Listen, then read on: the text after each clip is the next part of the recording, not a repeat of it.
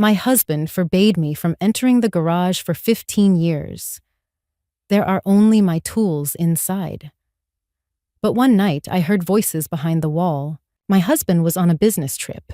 When I took a flashlight and went there alone. Good day, dear listeners. It's Briella again.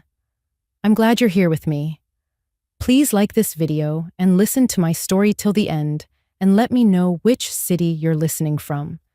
That way I can see how far my story has traveled. For 15 years, I believed I had a good marriage. That's what I told myself every morning when I poured 2 cups of coffee, one for me, one for Craig, and set his mug on the kitchen counter before he came downstairs. That's what I told my sister Karen when she called from Portland and asked how things were going. Fine, I always said. Craig's busy, but we're fine. And I meant it, or I thought I did. My name is Linda Harris. I'm from Columbus, Ohio, and for most of my adult life, that house on Birchwood Lane was everything I had worked for. 3 bedrooms, a maple tree in the backyard, a porch where I drank my coffee on Sunday mornings and listened to the neighborhood wake up. Craig and I had moved in the year after our wedding. We painted the kitchen together. We argued about the color of the bathroom tiles.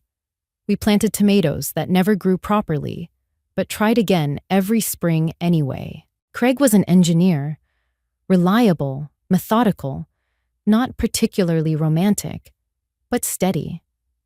I had built my sense of safety around his steadiness. He came home at the same time every evening.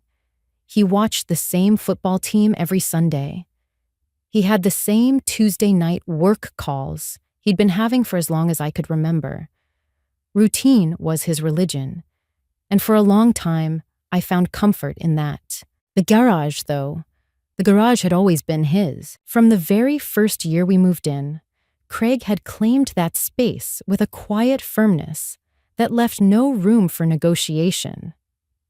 That's where I keep my tools, he told me, and something in his voice suggested the conversation was over before it had begun. He installed a heavy padlock sometime around our 3rd anniversary.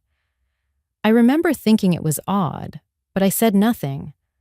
I was good at saying nothing back then. Over the years, I noticed things I chose not to examine too closely. The padlock changed, twice, that I knew of. Craig kept the keys on a separate ring, never on the same hook as the house keys. Whenever I walked past the garage door that connected to the laundry room, he would appear from wherever he was, casual but watchful, and steer the conversation somewhere else. Once, early in our marriage, I had tried the handle just out of curiosity. He had been beside me in 3 seconds. "I don't want you messing with the equipment in there," he said, smiling. "Some of those solvents are toxic." I nodded. I backed away. I filed it under Craig's quirks and moved on. But quirks have a way of accumulating. By our 10th year, I had noticed that he replaced the padlock every time I got too close to his keyring. By our 12th year, I had noticed he always went into the garage alone, late, after he thought I was asleep.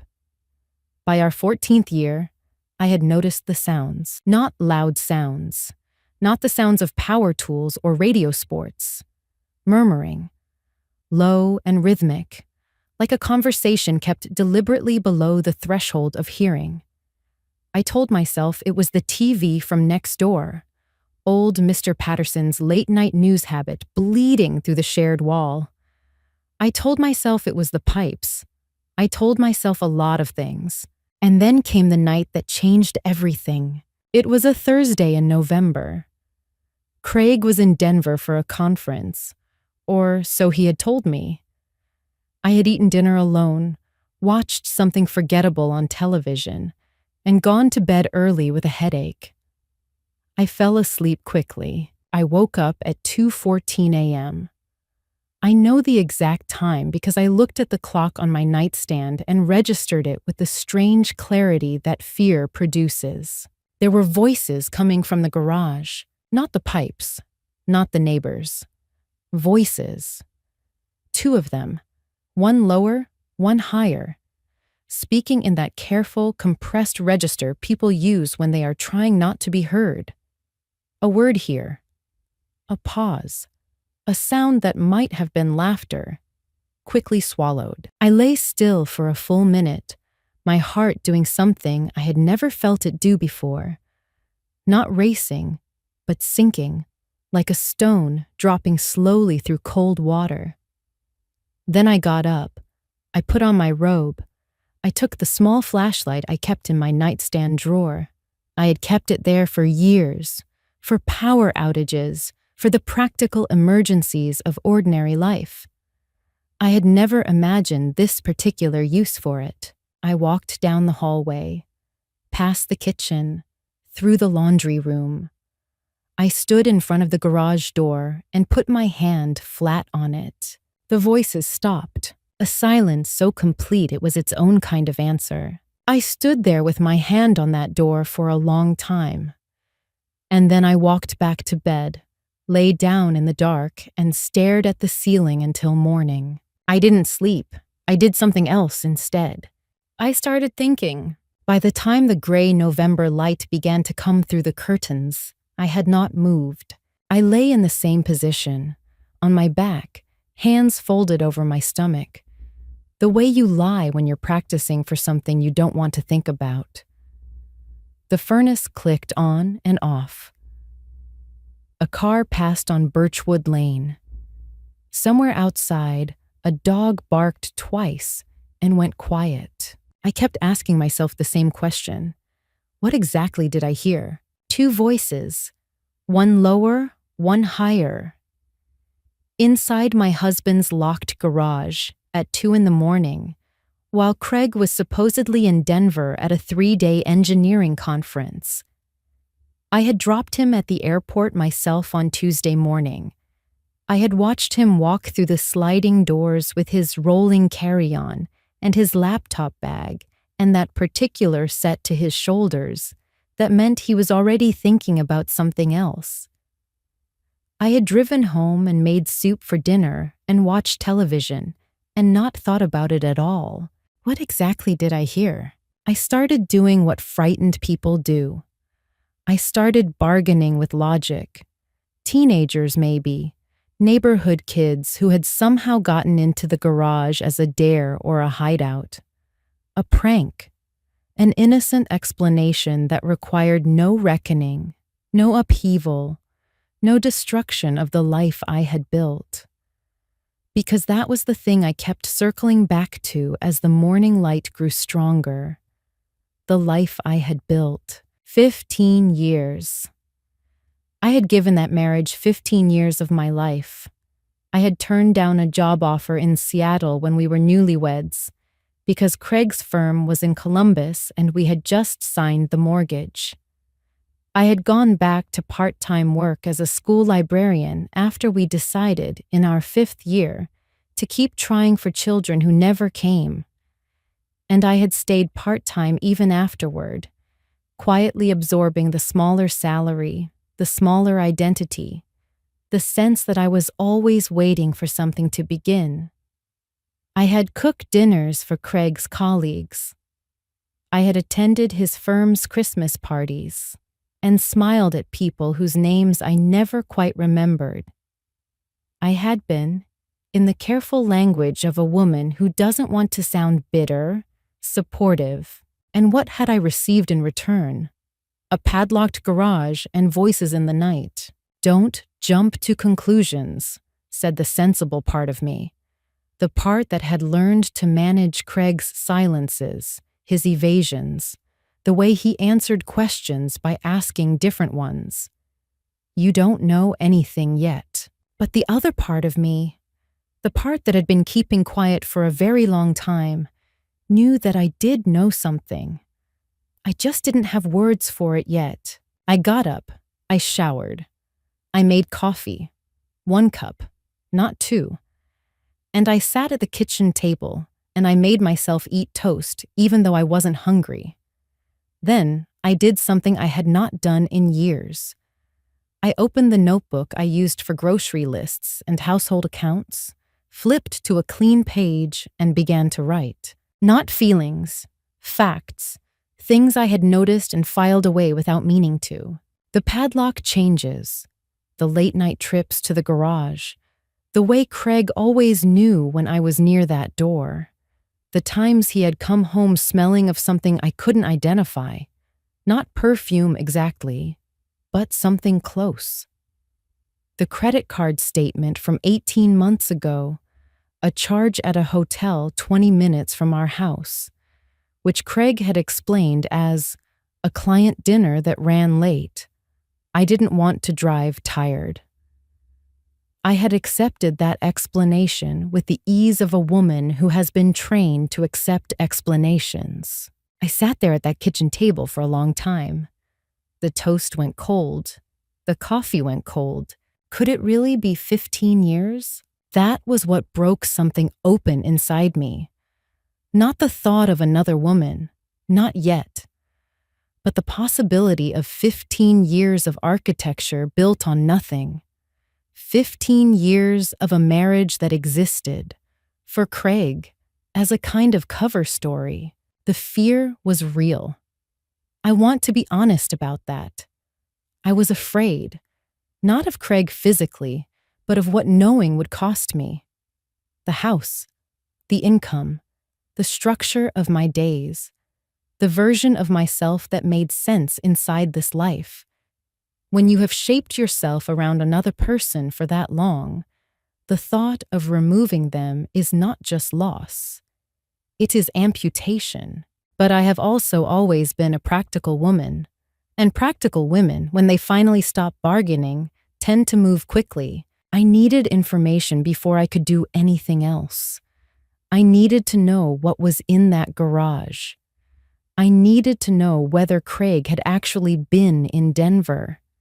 And I needed to do all of this without tipping my hand, because if I was right, I would only get one chance to do it correctly. My first plan was simple. I would not confront Craig. I would not ask questions. I would watch, document, and prepare.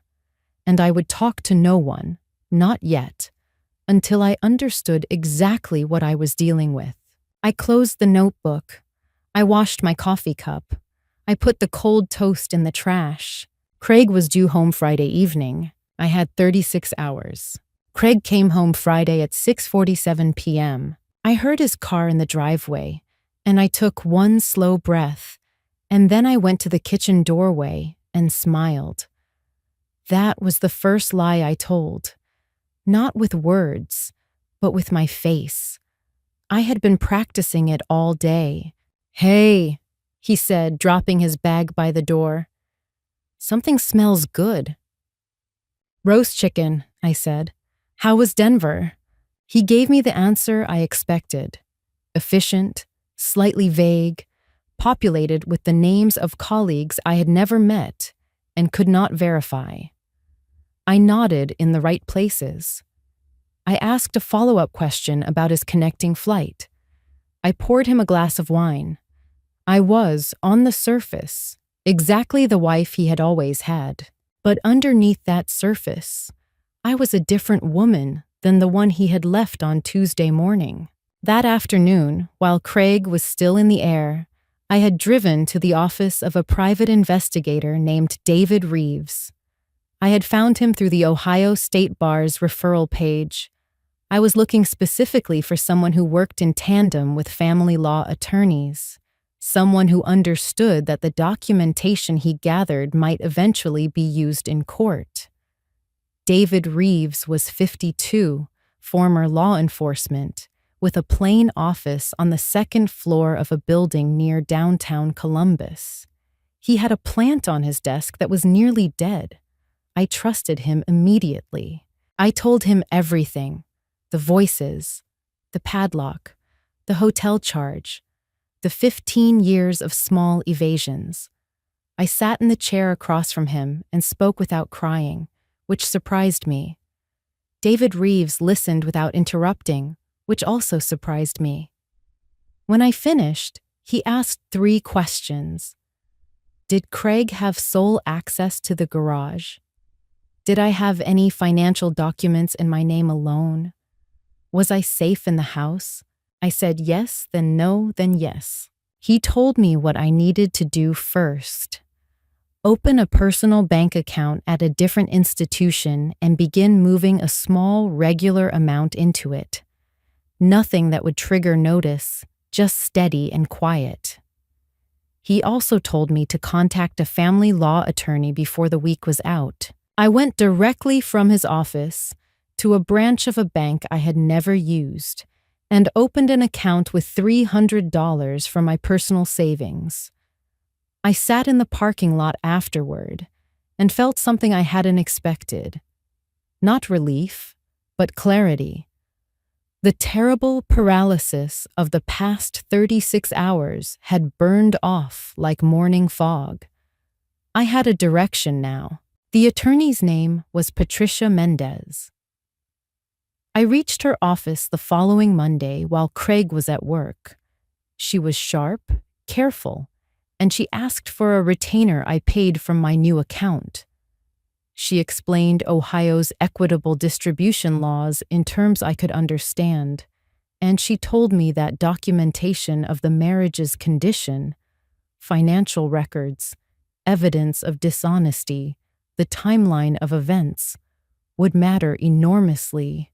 The more you know before he knows you know, she said, the better your position. I understood. What I had not counted on was how quickly Craig would sense that something had shifted. He didn't say anything directly. Craig was never direct. But I noticed him watching me over dinner that week with a new attentiveness, the kind of attention that isn't warmth, but surveillance. He asked twice whether I was feeling all right. He picked up my phone from the counter once, casually, and set it back down when I walked in from the laundry room. He spent longer than usual in the garage on Wednesday night, and when he came back inside, he stood in the kitchen doorway for a moment, looking at me with an expression I couldn't quite name. I smiled at him. I'm fine, Craig. The direct evidence came on Thursday. David Reeves had placed Craig under mobile surveillance beginning that Tuesday. Craig, it turned out, had not been to Denver alone. On Thursday morning, David sent me a secure email with 3 photographs attached. The first was Craig at a Columbus hotel, not downtown, but on the north side, 11 minutes from our house, checking in on Tuesday afternoon, 3 hours before his flight was supposedly scheduled to depart. The second showed him at the hotel entrance with a woman, tall, dark-haired, wearing a camel coat, carrying a bag I recognized as expensive. The third photograph was time-stamped Wednesday evening. It showed Craig's car parked outside a house in the Clintonville neighborhood. The house, David noted in his message, was leased to a woman named Deborah Slade, 38 years old, worked in marketing, had been at the same address for 4 years. 4 years. I sat with that number for a long time. Then I printed the photographs, sealed them in an envelope, and put the envelope in my car, in the zippered interior pocket of my travel bag, which Craig had never once opened in 15 years of marriage. There was no going back now. I knew that. And strangely, sitting in my car in the driveway of the house on Birchwood Lane, with the maple tree bare against the November sky, I was not afraid anymore. I was ready. Patricia Mendez moved faster than I expected. Within a week of receiving the photographs and the documentation David Reeves had compiled, she had filed the petition for divorce in Franklin County. Craig was served on a Tuesday morning. I had made sure I was not home. I drove to Karen's apartment on the north side and sat on her couch and drank tea and waited for the call I knew was coming. It came at 11:23 a.m. Craig's voice was not the voice of a man who had been caught. It was the voice of a man who was recalibrating, controlled, low, with the specific chill of someone deciding how much force to apply. "We need to talk, Linda," he said. "Tonight." "I think our attorneys should do the talking now," I said, and I ended the call. I wish I could tell you the house felt like mine after that. It didn't. Not yet. It felt like a location in a legal dispute, which is exactly what it had become. I moved through the rooms carefully, photographing the contents of closets, the serial numbers on appliances, the documents in Craig's home filing cabinet that he had, apparently, never thought to lock. I sent everything to Patricia. I changed the password on the household Wi-Fi. I felt during those first days like a woman methodically dismantling a machine she had once believed kept her alive. The escalation came from both of them. Craig showed up at the house on Thursday evening, unannounced, his key still working. I had not yet had the locks changed, a mistake I corrected the following morning. He walked in while I was in the kitchen, and for a moment we stood on opposite sides of the kitchen island looking at each other. He looked tired. He also looked dangerous in the particular way that controlling men look dangerous when the control is slipping. "You had me followed," he said. "I had the truth documented," I said. He told me, in measured and careful language, that I did not understand what I was disrupting, that there were financial matters I was not aware of, matters that could go badly for me if I wasn't careful. He used that word, careful, the way people use a word when they mean its opposite. He told me that I should withdraw the petition, that we could handle this privately, that Patricia Mendez was a piranha who would take my money and leave me with nothing. I stood still. I held the edge of the counter. I did not raise my voice. "You should call your attorney," I said, "and tell him I'd like the locks changed tonight." Craig left, but Deborah Slade was not finished. I had expected Craig's pressure. I had not quite anticipated hers. She called my cell phone on Saturday morning. I don't know how she got the number. David Reeves suggested Craig had given it to her deliberately, as a form of proxy intimidation. Her voice was smooth and unrattled, and she told me, as though explaining something obvious to a slow student, that Craig had already told her everything, that she understood the situation completely, and that she thought it would be in my interest to consider what I stood to lose in a contested divorce versus what I might walk away with in an amicable settlement. She used the word amicable. I recorded the call. Ohio is a one-party consent state, and Patricia had advised me to record every conversation. Then I sent the recording to Patricia and blocked Deborah's number. Patricia was brisk and satisfied when I reached her on Monday. "That call is useful," she said. "Coordinated contact from a third party to influence a litigant. We'll note it." The threatened financial complexity turned out to be Craig's last real card.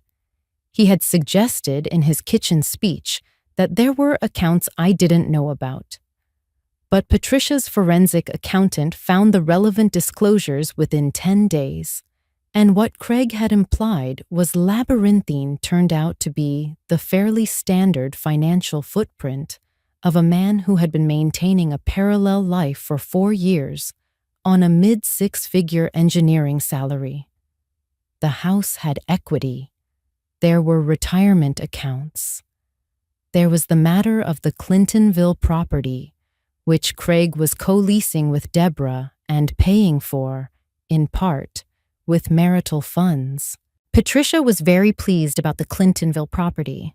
When the first round of motions was filed and the court had confirmed the temporary support order in my favor, I took 3 days. I did not analyze or plan. I drove to my sister Karen's lake house in Michigan. She had offered it, and it stood empty in November. And I sat by the water in a winter coat and watched the light on the lake and ate sandwiches and slept 8 hours a night for the first time in months. On the third morning, I walked to the end of the dock and stood in the cold air and felt something shift inside me. Not triumphant, not sad, just solid, like ground forming underwater. I drove back to Columbus on Sunday. I was not done. December came to Columbus in the way it always does, early and gray, with a cold that gets into the house no matter how high you set the thermostat. I was back on Birchwood Lane, in the house that was now legally and practically mine alone for the duration of the proceedings. The locks had been changed. Craig's key no longer worked. He had moved out, not voluntarily, but because the temporary court order had been clear, and was staying, as far as I could determine, primarily at the Clintonville house with Deborah. This information, which David Reeves confirmed for me in a brief email, produced in me not jealousy, but a kind of grim, administrative satisfaction. Every night Craig spent in that house with marital funds flowing toward the lease was another line in Patricia's documentation. I was learning to think like a case. The first attempt at seduction, I used the word deliberately because it was seduction, just not the romantic kind, came from Craig directly. He sent a letter through his attorney, carefully worded and clearly designed to sound conciliatory, in which he proposed a mediated settlement. The offer was not unreasonable on its surface. A buyout of my share of the house, a lump sum payment, no long-term alimony. Clean, fast, finished. Patricia walked me through it on a Tuesday morning, her reading glasses on, her expression professionally neutral. "He wants this over quickly," she said. "Quick settlements usually benefit the party who has more to hide and more liquid assets to protect." I thought about the maple tree in the backyard. I thought about 15 years of Sunday mornings on that porch. I thought about the woman who had stood with her hand flat on a garage door at 2:14 in the morning and felt the truth vibrating through wood. "No," I said. Patricia made a note. "I'll tell them you're not interested at this time." The second attempt was more personal and therefore more interesting. Craig called me from a number I didn't recognize. He had clearly anticipated I would block his other numbers, and when I answered, his voice was different, quieter, almost gentle, in the way I remembered from our early years, before the routine had calcified into something else. He told me he was sorry. He said he had made mistakes. He said Deborah meant nothing, that word with its complicated weight, and that what we had built together was real, that 15 years couldn't just be erased, that I owed it to both of us to at least consider. "I have to go, Craig," I said. "Please communicate through Patricia's office going forward." I hung up. I stood in the kitchen for a moment. Then I poured myself a glass of water and drank it slowly, looking out the window at the bare maple tree. Did it hurt? Yes. The voice I remembered, the early voice, the one from before I learned to read his silences, had always been the hardest part. Grief and love are not logical, and I will not pretend they are. I let myself feel it for the duration of that glass of water. And then I set the glass in the sink and went back to my desk. Cold is not the same as unfeeling. I want to make that clear. It was my therapist, Dr. Ann Holloway, who helped me understand the distinction. I had started seeing her in late November. Patricia had gently but directly recommended it, not as a sign of weakness, but as a tactical resource. Divorce litigation is a marathon, Patricia had said. You need stamina, not just anger. Anne's office was warm and cluttered with houseplants that actually thrived, which I found reassuring. She was 60, straightforward, and she had heard every version of this story. You're not cold, she told me in our third session. You're boundaried. Those are not the same thing. I also finally told Karen everything, not just the facts she had gathered from the edges of my phone calls, but all of it. The garage, the photographs, the hotel, the 4 years of Deborah Slade, the financial maneuvering, the call from Craig with the soft voice. Karen listened without interrupting, which was not natural for her. When I finished, she was quiet for a long moment. 15 years, she said. Yes. Linda, she exhaled. Why didn't you call me sooner? It was the right question. I didn't have an answer that satisfied either of us. But having Karen was different from being alone. And I began to understand how much energy I had spent on isolation, on managing appearances, on protecting Craig's image, on not wanting anyone to see the gap between the marriage I had described and the marriage I had lived. Letting Karen in was, in its own way, a form of liberation. Craig and Deborah were watching. I could feel it.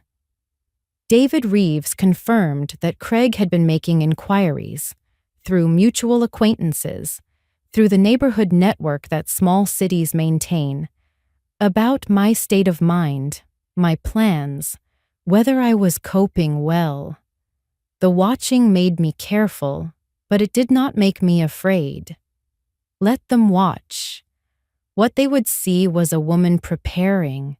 I had stopped being the woman in the kitchen pouring 2 cups of coffee. I was someone else now. They came on a Saturday afternoon in January, and they came together. That was the part I hadn't expected. Not Craig alone. I had prepared for Craig alone. But both of them, side by side on my porch in the winter light.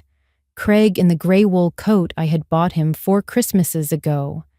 Deborah in the camel coat from the photograph.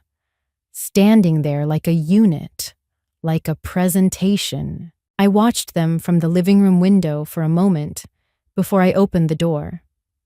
I thought, they rehearsed this. The positioning. Craig slightly forward, Deborah a half step behind and to his right, her face arranged in an expression of careful reasonableness, had the quality of something practiced. I thought of Anne Holloway's voice. You're boundaried, not cold. I took a breath and opened the door. Linda, Craig said, I know this is unexpected. We just want to talk. I'm listening, I said. I did not invite them in. That detail seemed to register. I saw Craig recalibrate slightly, the way he always did when a situation wasn't going as planned. But he continued. He told me, in the reasonable voice he had deployed on the phone, that they both understood how painful this had been, that no one wanted things to be difficult, that Deborah, here he gestured toward her and she stepped forward on cue, had something she wanted to say. Deborah's voice was exactly as it had been on the phone. Controlled, unhurried, the voice of a woman accustomed to being persuasive. She told me she was sorry for the pain that had been caused. She said she had a great deal of respect for what I had built, the home, the life, and that she would never have wanted it to happen this way. She said that a long court battle would hurt everyone, that it would cost enormous amounts of money, that the things which came out in discovery could be very difficult for a woman in my position, a woman without a full-time income whose professional history had been somewhat interrupted, to navigate. That phrase, somewhat interrupted, was the tell. I looked at her. I looked at her for long enough that the silence became uncomfortable, and I watched her expression flicker, just once, before settling back into its performed reasonableness. She was not sorry. She was performing sorrow the way you perform it when the goal is capitulation, not reconciliation. "What exactly are you proposing?" I asked. Craig spoke again. "They wanted me to consider withdrawing the contested petition and agreeing to a mediated, uncontested dissolution. In exchange, I would receive the agreed settlement figure from his attorney's earlier letter, the buyout, the lump sum, no alimony claim. Clean. Fast. And you'd keep the Clintonville house," I said. A pause. "That's a separate matter." "It's not, actually," I said. "It's a marital asset partially funded with joint income. My attorney is very clear on that." Deborah's expression shifted, just slightly, but I caught it. The first real emotion beneath the performance, and it was not sorrow. It was irritation. Craig tried once more. He talked about the strain of litigation on both parties. He talked about the house, our house, the maple tree, the neighborhood, and how prolonged proceedings would mean I might not be able to stay there, might end up somewhere smaller, somewhere without the life I was used to. He talked about our history in a voice that was meant to produce grief, and it did produce something, but not the thing he intended. What it produced in me was clarity, because I understood, listening to him stand on my porch and use 15 years of shared memory as a negotiating tool, exactly what I was dealing with. Craig had never been my partner. He had been a manager, managing the household, managing my expectations, managing my access to the truth. The garage had just been the most literal expression of something that had been true for a very long time. "I think you should leave," I said. "Linda." "Craig." My voice was steady. "This conversation isn't productive. Please have your attorney call Patricia." Deborah's mask dropped then, completely, finally, like a shutter coming down. She told me I was making a serious mistake, that I didn't understand what I was walking into, that I was a woman in her 40s with a part-time job and a house I couldn't afford on my own, and that I should think very carefully before I decided to make enemies of people who had resources I didn't. I held the door. "Goodbye," I said. They left. Craig didn't look back. Deborah did, once, sharp, and the look was not a threat exactly, but it was designed to feel like one. I closed the door. I locked it. I stood in the hallway for a moment. My hands were shaking, slightly, almost imperceptibly, the kind of shaking that isn't fear exactly, but is the body's honest response to a direct confrontation it just survived. I felt the shaking and I acknowledged it, and I did not push it down. Then I picked up my phone and called Patricia. "They came in person," I said. "Together, I recorded it."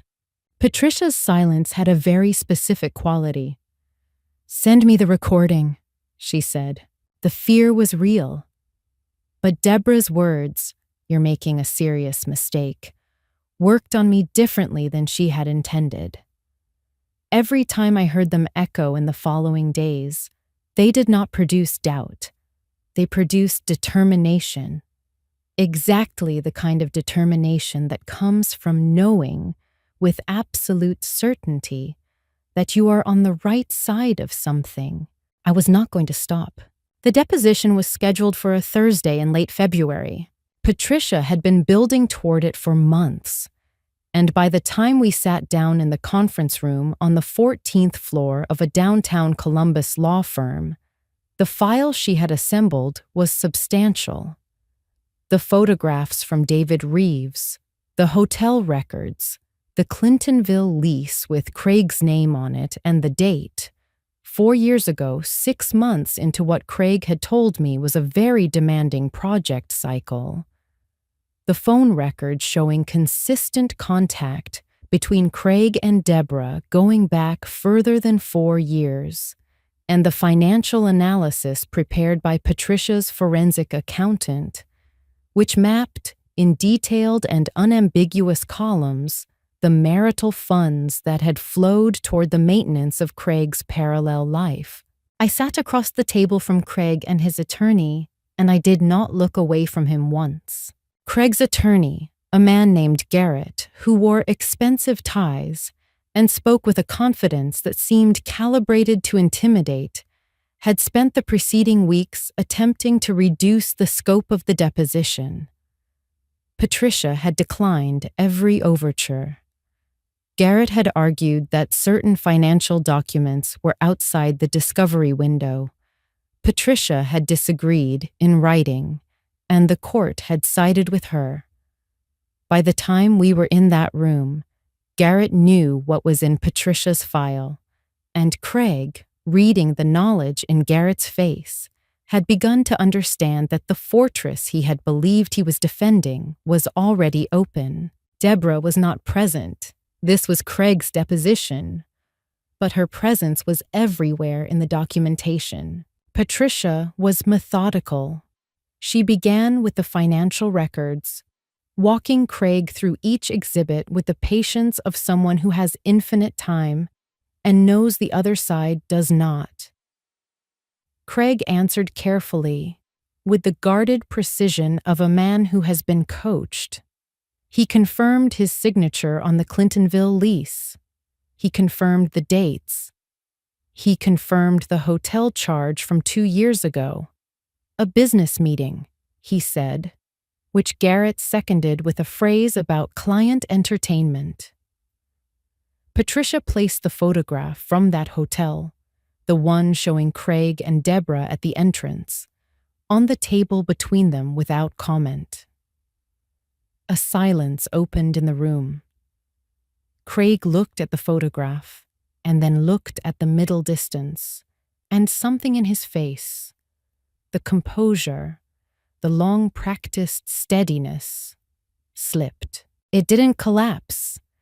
Craig was not a man who collapsed easily, but it slipped, and in the slippage, I saw something I recognized. The expression of a person who has run a very long con and has just heard the particular sound that means the floor is no longer solid. The phone records were worse for him.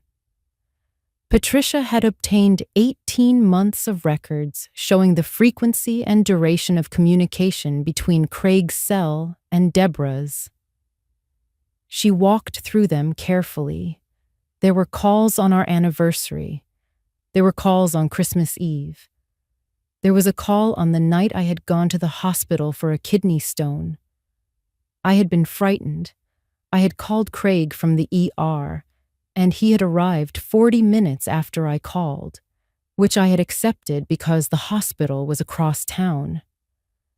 The phone record showed he had also called Deborah from the hospital parking lot before he came inside. I had known this was in the file.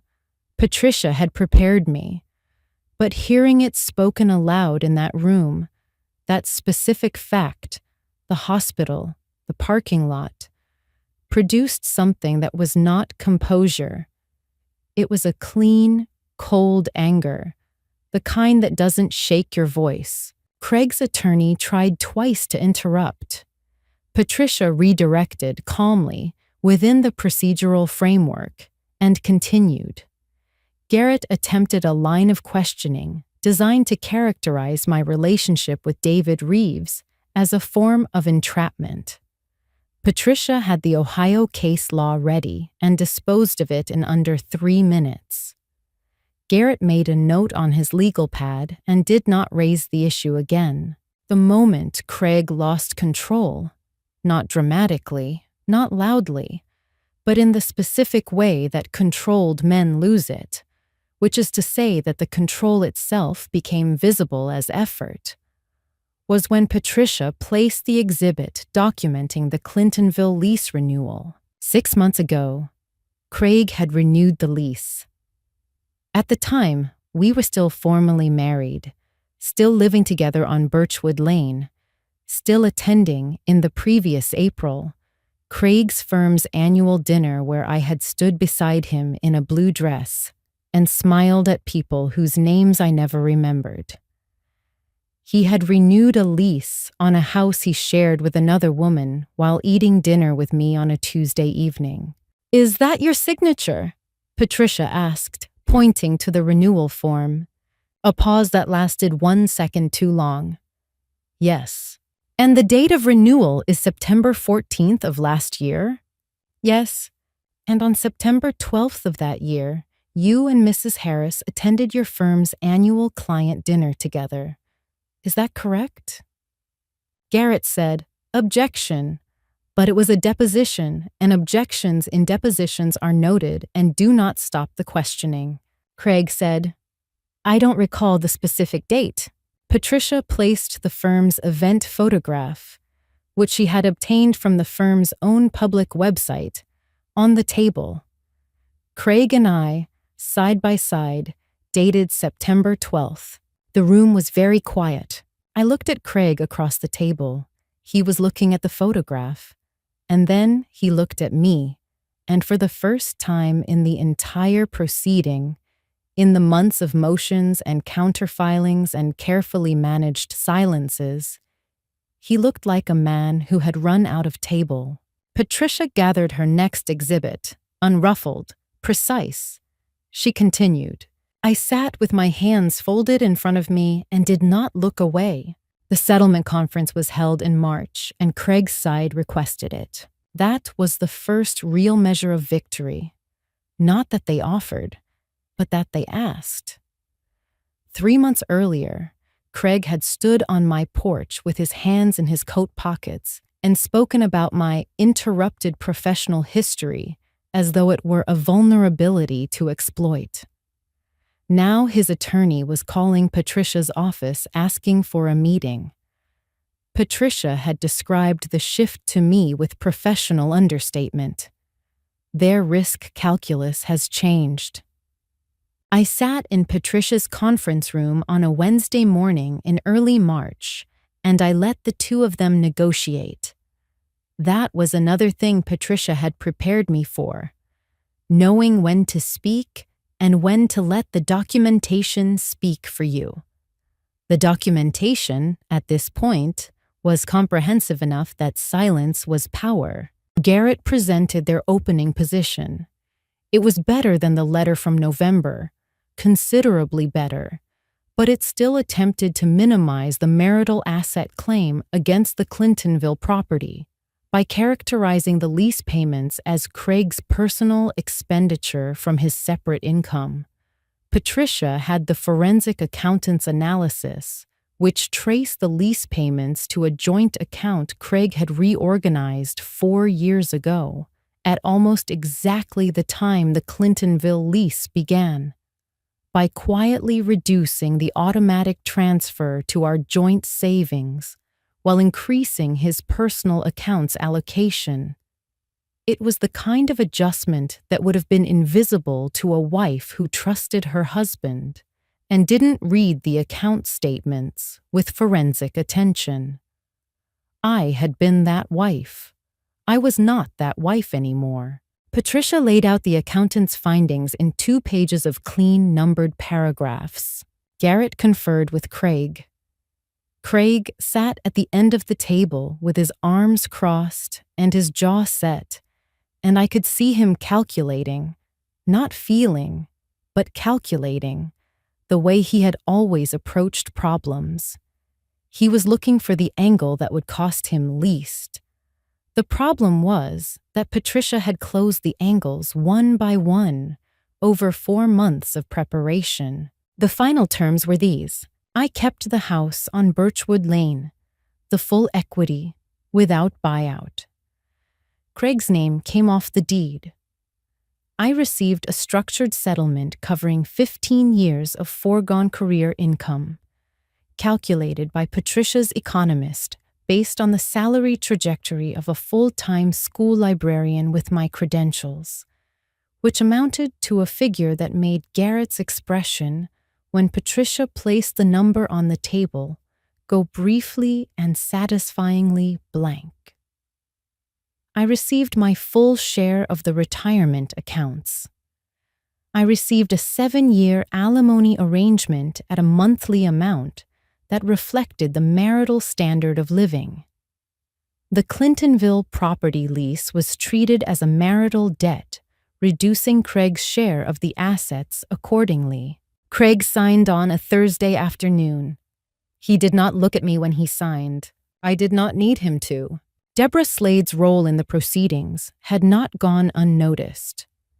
The recorded phone call she had made to me in November, the one in which she had, in calm and measured language, advised me to consider what I stood to lose, had been included in the case documentation as evidence of coordinated third-party pressure.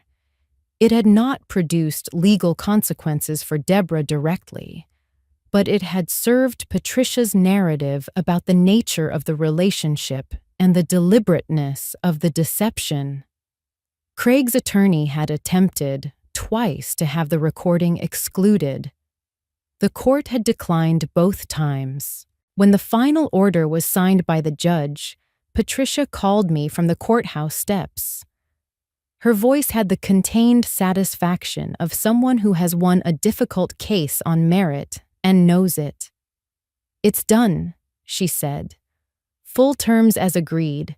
Congratulations, Linda." I was standing in my kitchen, our kitchen, then mine, looking out at the backyard where the maple tree was beginning, at the very edges of its branches, to show the first faint green of March. I said, "Thank you." I said it twice. Then I sat down at the kitchen table where I had made my first list in November, and I put my hands flat on the surface, and I let myself feel the full weight of what had happened. The weight was not light. I want to be honest about that. Victory in a divorce proceeding is not the same as happiness. It is the end of a war, and the end of a war leaves a landscape that has been changed by the fighting. The house was mine, but it was also the house where I had poured 2 cups of coffee every morning for 15 years. Both of those things were true simultaneously, but the maple tree was turning green. The locks on the doors were ones only I had keys to. And the woman sitting at that table was not the woman who had said fine. We're fine to her sister on the phone for a decade. She was something better, something that had been under the surface the whole time, waiting for the ground to be cleared. I was not finished grieving, but I was finished being managed. Spring came slowly that year, and I was glad for the slowness. I spent the first weeks after the settlement doing things I had not done in a very long time. I slept late on Saturdays. I rearranged the living room furniture, not dramatically, just enough to change the sightlines, to make the room feel like it had been reconsidered. I rehung the photographs on the hallway wall, keeping the ones I loved and removing the ones that had belonged, if I was honest with myself, more to the performance of our marriage than to any real feeling. I planted the tomatoes in early April, the same way I always had, and this time I was not waiting for anything. Karen drove down from Portland in May. We spent 4 days together, eating at places Craig had never wanted to go, driving with the windows down, talking the way sisters talk when they have finally run out of things to protect each other from. On the last night, she sat across from me at the kitchen table and looked at my face for a long moment. "You look different," she said. "Different how?" She thought about it. "Present," she said. "You look present." I went back to work full-time in September. The school district had a full librarian position open, and I took it. The salary was mine. entirely mine, deposited into an account with one name on it. I started a graduate program the following January, a master's in information science I had been interested in for years, without ever quite finding the moment to pursue. I found the moment because I stopped waiting for Craig to hand it to me and understood that he never would have. I also quietly had the garage converted. I hired a contractor in June. We took out the workbenches, the shelving, the padlock, and all the apparatus of Craig's private kingdom, and put in proper flooring, insulation, a pair of windows, and a French door that opened onto the backyard. I made it a studio, not because I am an artist, but because I wanted a room in that house where the light came in, and the door was always open, and every inch of it was mine. I stand in that room sometimes and think about the woman who stood outside the door at 2:14 in the morning with a flashlight. I think about her hand on the wood. I think about the way she walked back to bed and chose in the end not to accept the story she had been given. As for Craig and Deborah, Craig's firm learned about the deposition before he could manage the narrative.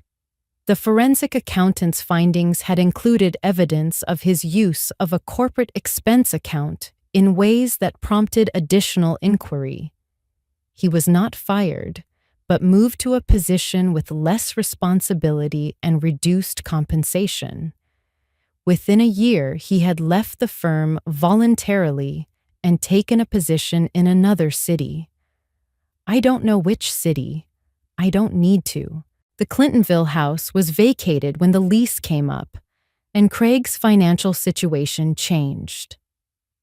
The end of Craig and Deborah's arrangement, I learned through the loose network of a mid-sized city, had been neither clean nor amicable. What I know is that the version of events Craig had constructed required constant maintenance, constant management, constant lock changing.